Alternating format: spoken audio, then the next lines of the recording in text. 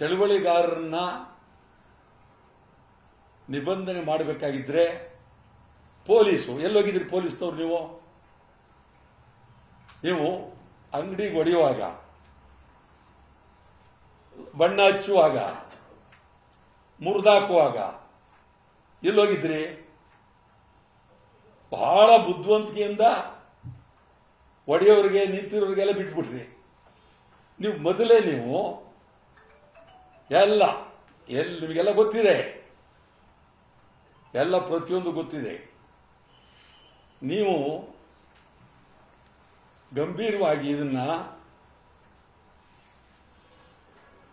ಮೊದಲು ಮಧ್ಯಾಹ್ನದವರೆಗೂ ಬಂಧನ, ಆಮೇಲೆ ನೀವು ಸರ್ಕಾರದ ಜೊತೆಲಿ ಡಿಜಿ, ಪೊಲೀಸ್ ಕಮಿಷನರ್ ಏನ್ ಮಾಡಬೇಕು ಸಾಯಂಕಾಲ 5:30-6 ಗಂಟೆವರೆಗೂ ಯಾವುದೇ ಒಂದು ತೀರ್ಮಾನಕ್ಕೆ ನಿಮಗೆ ಬರೋಕ್ಕಾಗಲಿಲ್ಲ. ಕಾರಣ ಏನು ಅಂತಂದ್ರೆ ಸರ್ಕಾರದಲ್ಲಿ ನಿಮಗೆ ದ್ವಂದ್ವ. ಅರೆಸ್ಟ್ ಮಾಡಬೇಕಾ ಬಿಡಬೇಕಾ, ಒಳಗೆ ಕಳಿಸ್ಬೇಕಾ ಬಿಡಬೇಕಾ, ಏನ್ ಮಾಡಬೇಕು, ಬಿಡದೆ ಹೆಂಗೆ, ಇದು ದ್ವಂದ್ವ ಆಗಿ ಕ್ಯಾಬಿನೆಟ್ನಲ್ಲಿ ಒಬ್ರಿಗೊಬ್ರು ಇಲ್ಲ ಆಗೋದಿಲ್ಲ, ಬಂಧನ ಮಾಡಬೇಕಂತ ಒಬ್ಬ, ಬಂಧನ ಬೇಡ ಅಂತ ಒಬ್ಬ, ಇದು ಇವರಲ್ಲೇ ಒಂದು ಹೊಂದಾಣಿಕೆ ಬರಲಿಲ್ಲ, ಹೊಂದಾಣಿಕೆ ಬರಲಿಲ್ಲ.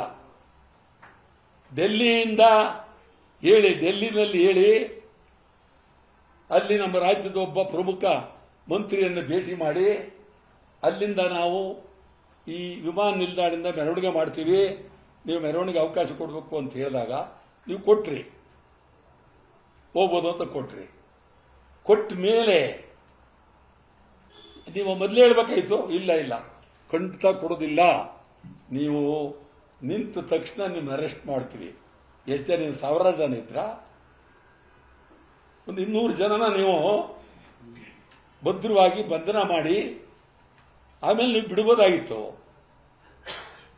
ಈಗ ನೀವು ಮಾತಾಡಿರೋ ಮಾತುಗಳು, ಹೇಳಿರೋ ವಿಚಾರ ಇದೆಲ್ಲ ನೋಡಿದ್ರೆ ಬಹಳ ಕಷ್ಟ ಆಗಿದೆ. ಈಗ ಸಿದ್ದರಾಮಯ್ಯನವರುವೇ ಗೊಂದಲದಲ್ಲಿದ್ದಾರೆ, ಏನ್ ಮಾಡಬೇಕು ಅನ್ನುವ ಪರಿಸ್ಥಿತಿ, ಬಹಳ ಗೊಂದಲದಲ್ಲಿದ್ದಾರೆ.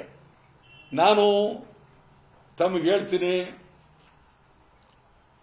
ಇದನ್ನ ನಾವು ಹಿಂದೆ ಬೀಳೋ ಪ್ರಶ್ನೆ ಇಲ್ಲ. ಕನ್ನಡ ಒಕ್ಕೂಟ ಯಾರೇ ಅನ್ನೇ ಆಗಲಿ ಅವ್ರ ಪರ ನಾವಿದ್ದೀವಿ. ಈಗ ಬಹಳ ಜನ ಕೇಳಿದ್ರು, ಇಲ್ಲಿ ಏನು ನನಗೆ ಎಷ್ಟು ಜನ ಫೋನ್ ಮಾಡ್ತಾವ್ರೆ, ಈಗ ಬಂಧನ ಆಗೋಗಿದೆ, ನಾರಾಯಣಗೌಡ ಬಂಧನ ಆಗಿದೆ, ನೀವು ಹೇಳ್ಬೇಡ ನಾನು ಬಹಳ ಜನಕ್ಕೆ ಹೇಳಿದೆ. ಅನುಕ್ಷಣದ ಸುದ್ದಿಗಳಿಗಾಗಿ ವಿಸ್ತಾರ ನ್ಯೂಸ್ ಯೂಟ್ಯೂಬ್ ಚಾನೆಲ್ ಸಬ್ಸ್ಕ್ರೈಬ್ ಮಾಡಿ. ಹೊಸ ಸುದ್ದಿಗಳ ನೋಟಿಫಿಕೇಶನ್ಗಾಗಿ ಬೆಲ್ ಐಕಾನ್ ಕ್ಲಿಕ್ ಮಾಡಿ.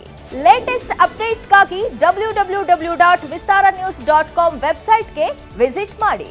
ಅಂಗೈಯಲ್ಲೇ ಜಗತ್ತಿನ ಸುದ್ದಿ ತಿಳಿಯಲು ವಿಸ್ತಾರ ನ್ಯೂಸ್ ಕನ್ನಡ ಆಪ್ ಡೌನ್ಲೋಡ್ ಮಾಡಿ.